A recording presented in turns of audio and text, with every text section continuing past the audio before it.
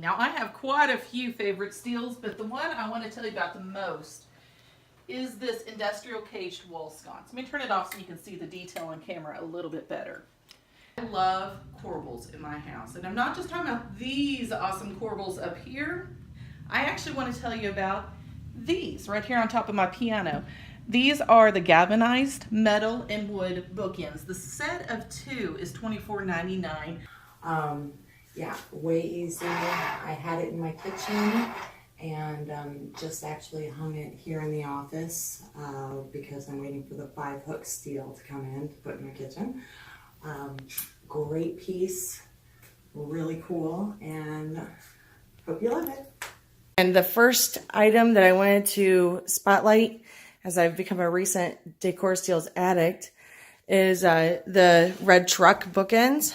I was a little bit worried that they weren't going to be as big as I had pictured in my mind, but it's pretty large. So I was really happy to get the Decor Steals Old Fashioned Sleigh Rides sign. I love it so much.